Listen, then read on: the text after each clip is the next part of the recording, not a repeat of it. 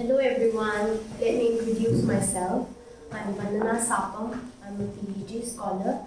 I enrolled for my PhD, my pre-PhD in 2019 and did my final registration in 2020. I have already given 3 progress report presentations, and this is going to be my 4th progress report, which outlines the activities, the engagements I had committed myself during the months of July to December 2021. My current working title is a comparative analysis of cultural contents in government-sponsored ELT textbooks studied in selected schools of Mandalay and Manipur. Why I'm using current title, I will come to that later on. Now a summarization of the activities that I had confined myself to during this period. As we all know that there was a total shutdown from May 2021 due to the pandemic. So for the month of July, August and some parts of September, I was engaging myself in online activities such as webinars, seminars, workshops and conferences. And during in these conferences, I had learned a lot on how to get articles published, how to write better articles. So by using those tips and tricks that the resource person had given me during this period, I had attempted an article title, which I'll give the title later on. It is Learners' Attitudes towards literary text, which is in the AECC syllabus. So I will come to that later on when I tell about the activities and conferences that I had taken part in. And also during the conferences and seminars, I had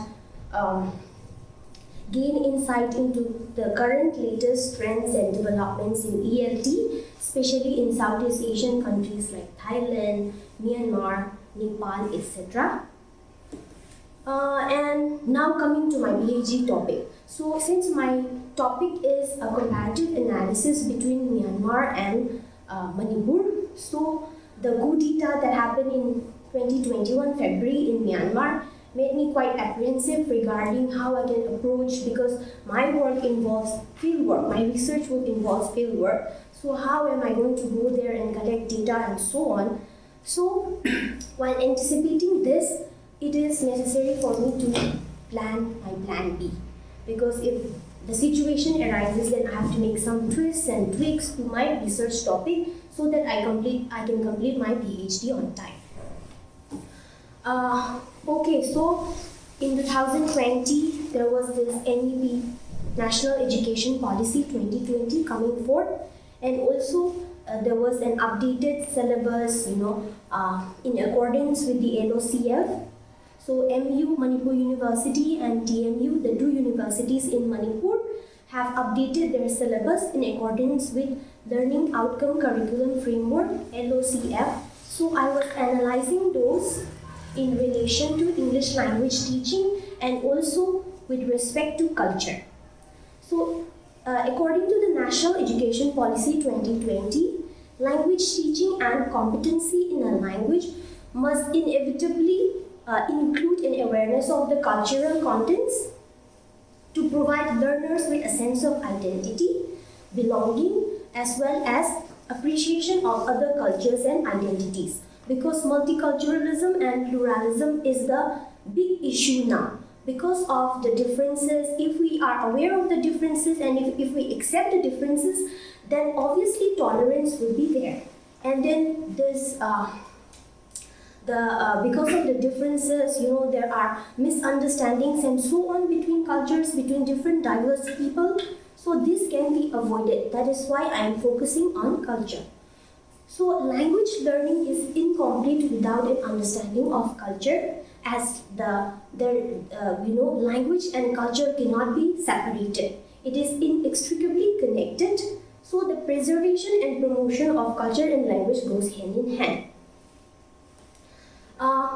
In light of this, language learning materials should include include a variety of cultural contents, not just target language, but local language and other language, so that the learners can have an awareness of different kinds of cultures. And also, if we include local content, then it is going to motivate them, foster the motivation, and also increase their interest in that, because they can relate to it, and also compare and contrast their own local cultures with other cultures. And hence, we will have an awareness and understanding of our own culture also and other cultures also. The LOCF, which I have mentioned, the Learning Outcome Curricular Framework for Undergraduate English, outlines the importance of understanding the different cultural contexts and emphasizes on the ability to use the knowledge that they have learned for communication. So the ultimate goal is better communication, effective communication, due to the understanding that you gain through the cultural awareness. So I have suggested, sir,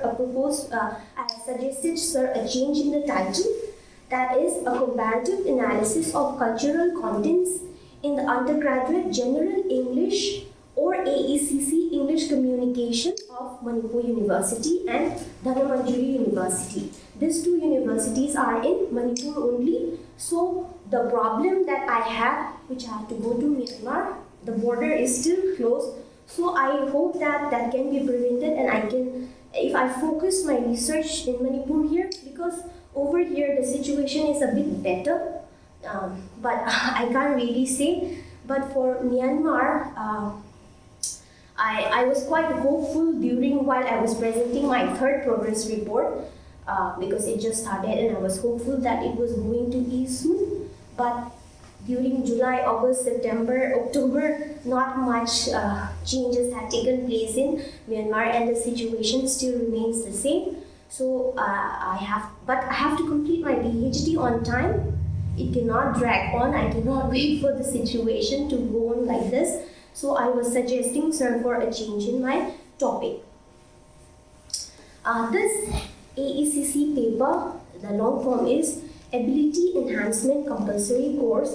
This is a paper which has come into effect with the new syllabus.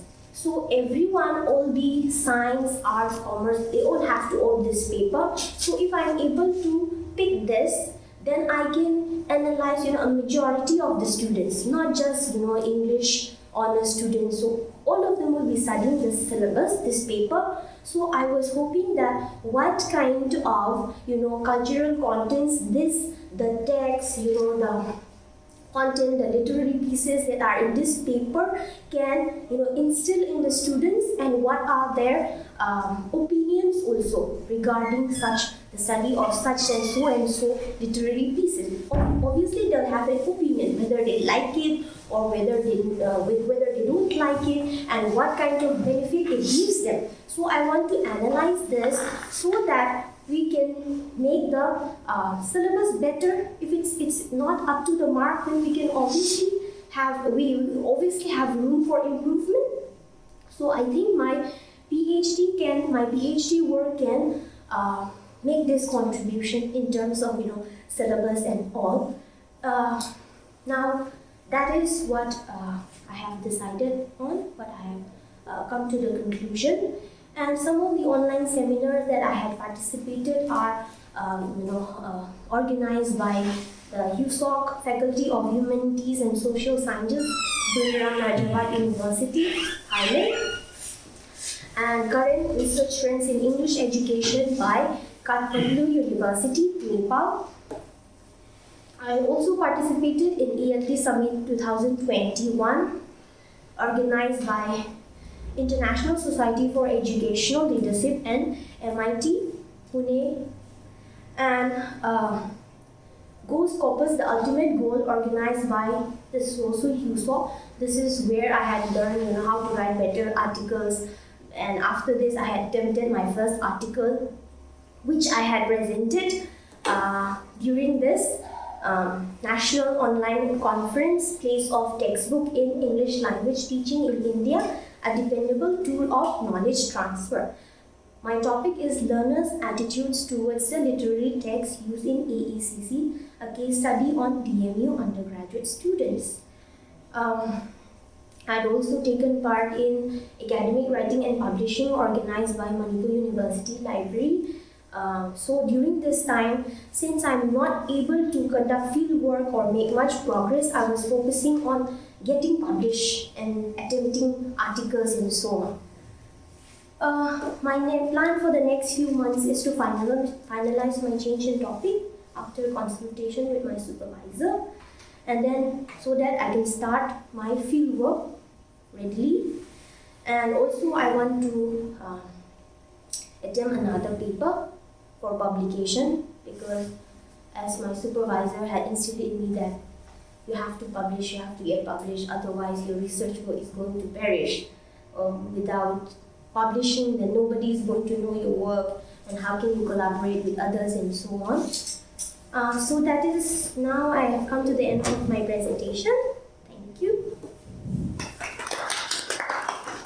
Okay, now the question hour session, all the scholars who are participating, and I'm expecting few questions from those whose coursework starts from today. So this is open for discussion, and if you have any query, feel free to ask.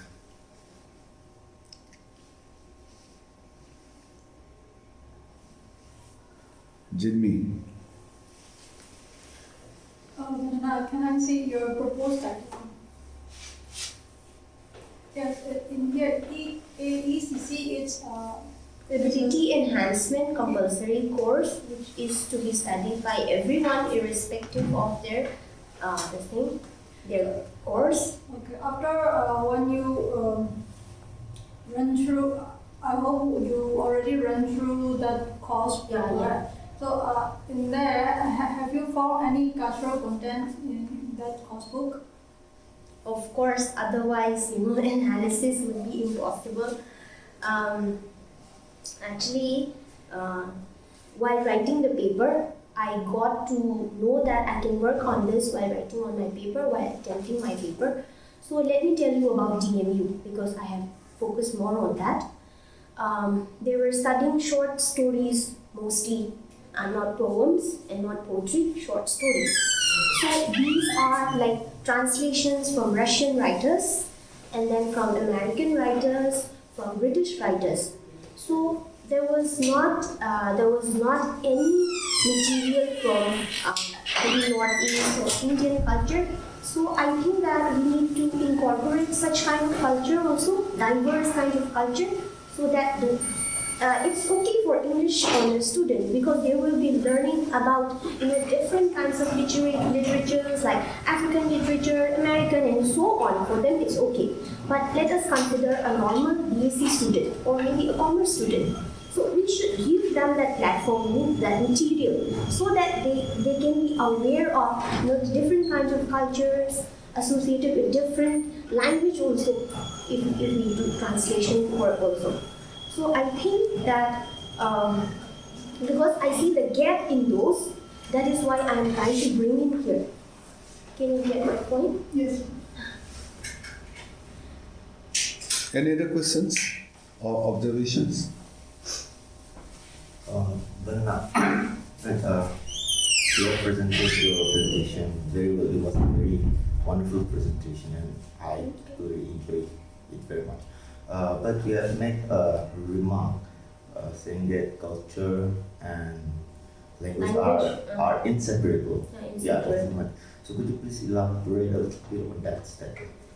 Culture and language are inseparable because our culture is being transmitted through our language only. And I am focusing on English language, but I am saying that we can use the English language as a medium to propagate other cultures also, to make others aware of other kinds of cultures also. So through my research, I am trying to do that. But culture and language are, you cannot, I see you know how to speak English, read English, but if you know nothing about English culture, then I would say that your language learning is incomplete. So if I learn Manipuri also, I have to know the Manipuri culture, without which my communication is going to be incomplete. Okay, so by that I mean that language and culture are inseparable.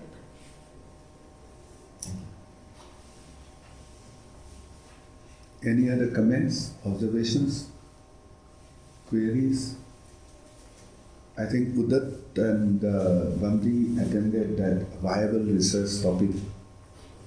From there you can raise some issues which you have not reflected in your presentation. Why 100 references? Udat, why 100 references are required? I think, as discussed by Willie in India, Singapore. Yes, sir.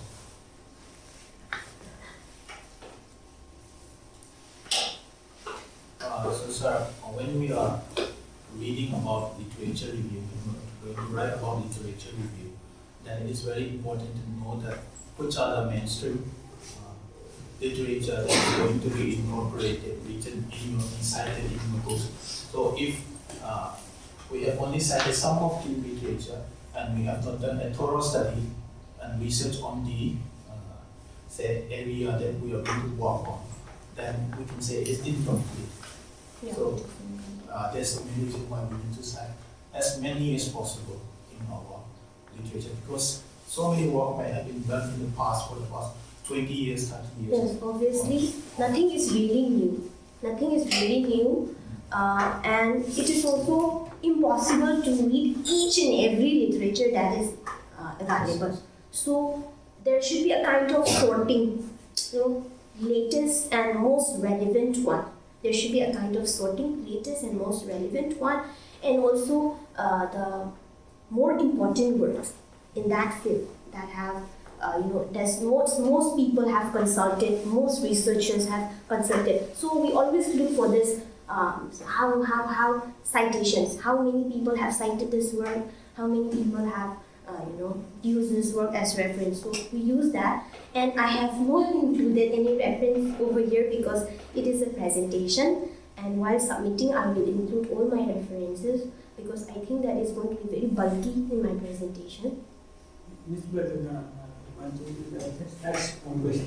Yes. I personally feel that this vocabulary, some words are missing from our vocabulary. As new vocabulary comes into our language.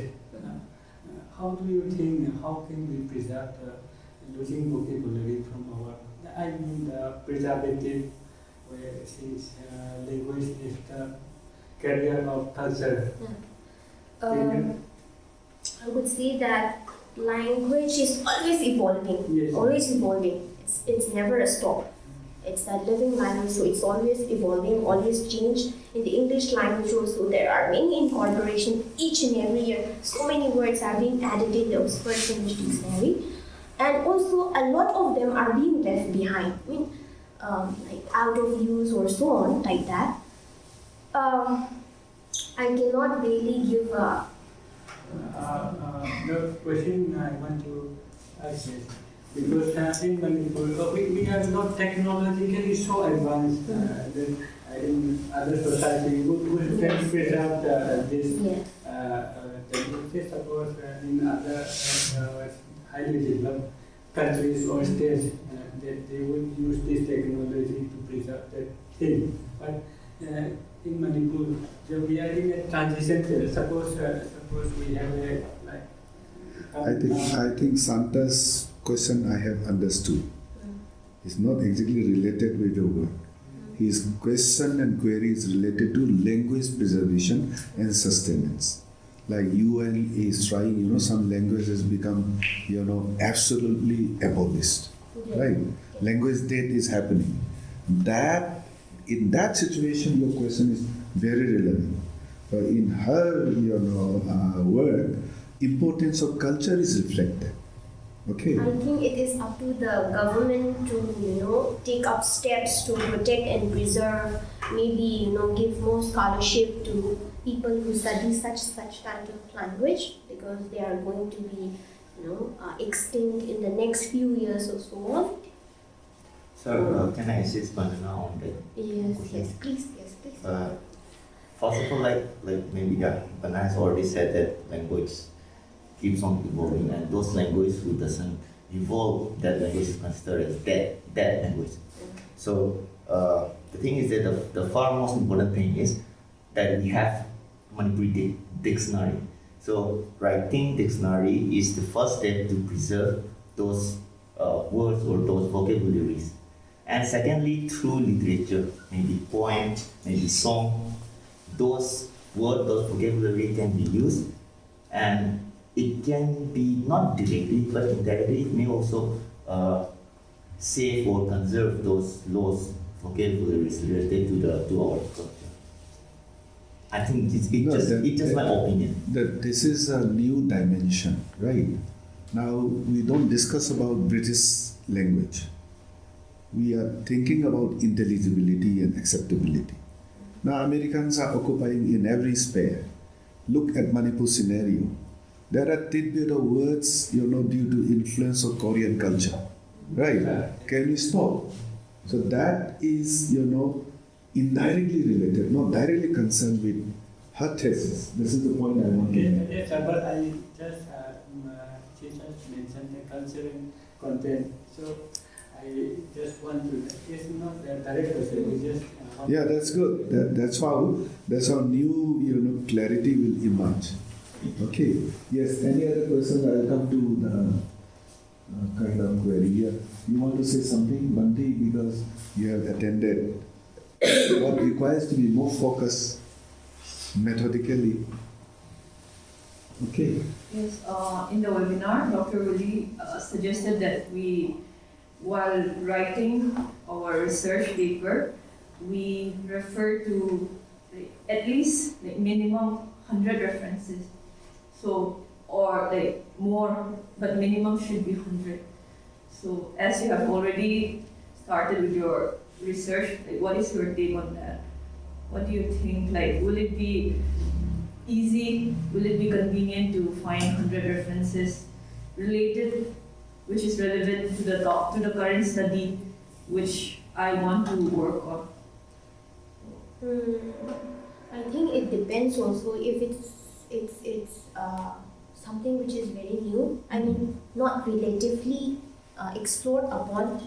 Then rather than if references are not available, then I think it's you who should go to the field work, who should go to the field and conduct interviews and gather data. That is also very important, because you are collecting materials for future use.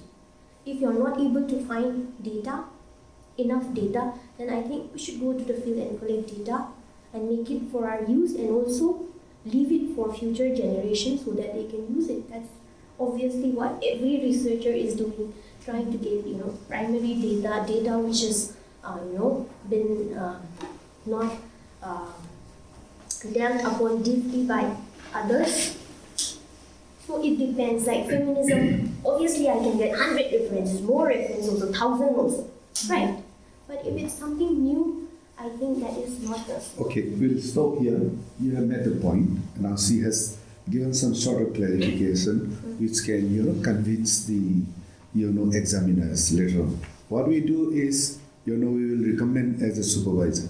There will be examiners, thesis evaluators. What is their view we need to consider also. Sometimes theses are rejected. Now over to Yaifaba. What is your query or observation, if you have any? Sir, Bandana has, I think, changed her title, and this is the current title. So, I think I should say that it's a very relevant and new, I think, in the field of English language teaching. And but I have a doubt. And actually I just wish to share the point with her that cultural contents, when we talk about cultural contents, are we talking about one particular community, or since Manipur is divided or is diverse with several cultures, so will you be confined to only your community or to the other communities as well? And if it is going to cover all the communities, then will it not be huge and vast? Something. So that is the doubt I just wish to share with you. Yeah, so India is multicultural, and also Manipur, there are, so many languages, so many communities, so many ethnic communities residing in Manipur and in Northeast also. So it is entirely impossible to focus on this thing, on each and every community. So I would see if, broadly, if something, like say for example, if there is an article, if there is maybe fiction or maybe non-fiction essay also on, let's say, something which is common for all of us. Maybe it could be the geography, or it could be the food also. Food is what connects, people. So if it's about food, if it's about geography, then I can represent that. I can take that as representative of local culture. Otherwise, it is going to be impossible. If I see if it has Tangkul community, Mar community, Mao community, it's going to be impossible. So, representative of our local content, which the students can relate to, maybe geography, maybe if there is a topic on the Shiroi lily that is representative of our culture, the Sangai, the Loktak, it's the face of Manipur. So I think if there's one like that, then I can say that it's represented rather than the culture of every ethnic community. Thank you. Okay, the query, the kind of questions raised by Yaipabai is also very relevant, right? Any other, comment, observations? You have to be very serious. John is there, Gonmei, and then, Hoshia, right? Bandi, Udat, your coursework starts today, right? So you need to think. This is a practice we want to evolve for the future research scholars. See, at a point of time, just a PhD degree was important to get a job. Now, in this competing world, if your PhD is not competent, if you cannot speak about your thesis, your topic, you are out. When not a fair competition takes place, particularly in the central government, or if you want to apply for a job in a country, Asia for English is a huge market, right? Japan is inviting, right? And I just had a talk with Professor Lee also. She wants to recommend 3-4 research scholars because Koreans are looking for English-speaking Northeast Indian, right? So like that, opportunities we have to create, but without your competence, we stay nowhere. Just a degree you won't tell. Okay? Your identification is your quality. You may have degree, you may not have degree. Now we have seen in this, multinational companies where she has rightly mentioned about multiculturalism, right? They don't discuss about MA in English. They will find a person who can speak English, who can communicate. They may be a simple graduate, and they will get, them employed. Okay, that's why competence is very important. So now when we start working, we never knew that lockdown and Myanmar military junta's imposition, demolition of democracy, we never dreamed on. Okay, we were very positive because of the arrival of Zinmi from Myanmar. We had the kind of enthusiasm, so we took the kind of, research proposal and go through. Now, what happened? And this is a reality. Okay? Her, particularly, 2 of them, Bandana as well as Asolia, she wanted to work with the kind of monk coming from Laos, right? We want to explore Laos also, so that Manipur University will get a name. Now, whatever thesis, whatever article you write, will you Renandia rightly say? Dinah, you can come. We are here in the presentation room. Okay, we just you wait. I'll come out. Okay. So what happened is, this is the kind of suggestion. Whenever you choose a topic, that's why I was bringing Professor Wali Renandia's presentation. What is viable for your PhD research topic? You need to focus on last 5 years only, not beyond. Because after some year, the topic will be perished. Okay? Not relevant. So that is very important. Now coming to her, I will find out, because, COVID is likely to, give a new turning point because of Omicron. Except Myanmar, today I spoke with the, Thai counterparts. And for you, I have to speak to Myanmar embassy, right? What will be the possibility for you? Otherwise, we will change the topic. Since you got your JRF, you can wait, but nevertheless, don't stop, because I want more input relating to learning outcome vis-a-vis New Education Policy 2020, where English stands, right? So the kind of questions raised by Santa is also slightly relevant, and what Amit has pointed out is also absolutely relevant, but you need to focus. I'm happy that you could defend that, one clarification. When Yaipava raised that relevant issue, we go by official status of a language. There are other ethnic minorities. Same thing may be happening in Sri Lanka also. There are many ethnic Tamilians. They don't represent Sri Lanka, right? They are ethnic minority. So in Manipur also, there are some languages, Tangkuls or Maar, for them, other scholars will take care. When it comes to the question of Manipur, now who are the dominating, speakers, majority as such? English being an associate official language, and Manipuri being, but within Manipuri also, you have rightly said it is not possible, but whether Sahitya Academy has recognized or not, other government agencies, right? That is very, very important. Okay, now one visitor is waiting for me from Chennai, who want to come for a proposal for a research project, and that is where all the scholars who cannot speak Manipuri English doesn't mean that they stay nowhere.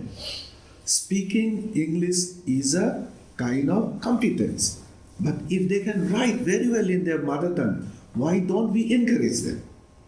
Now computer speaks on behalf of us, right?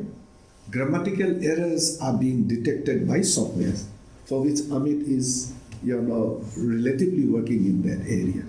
Okay, so you want to say something, Tharanga? Just give an observation. You being, I would like to thank for you, sir, because you given to that class, and good luck.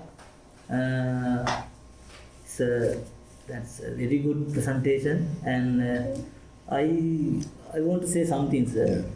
She's expressions and she's movements is very good.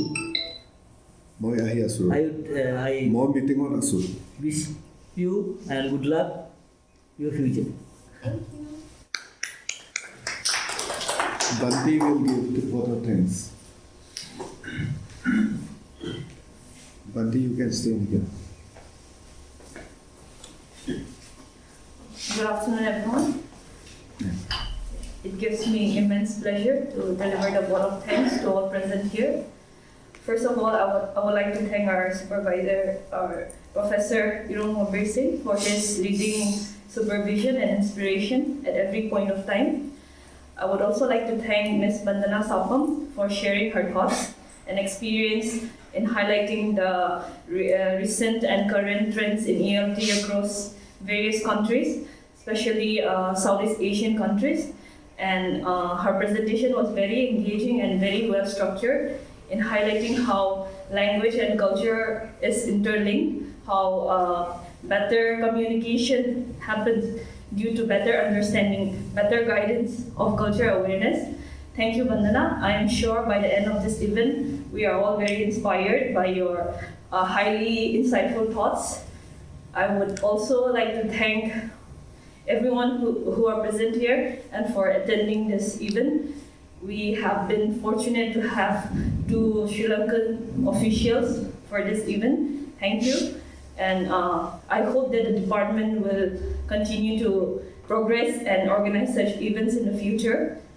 Lastly, I want to thank one and all present here. Thank you and have a nice day. Yeah, we need to thank Amit and his team also. Yes. Because see, this will go online. If I found this is okay, I'll recommend to other countries. Okay, and we can see that next time. Every time we are improving. And this is what we have to, churn and look forward, that we do something which is memorable for future. Okay? Thank you. Now, officially, Bandana will treat all of you over a cup of tea and whatever you want to eat.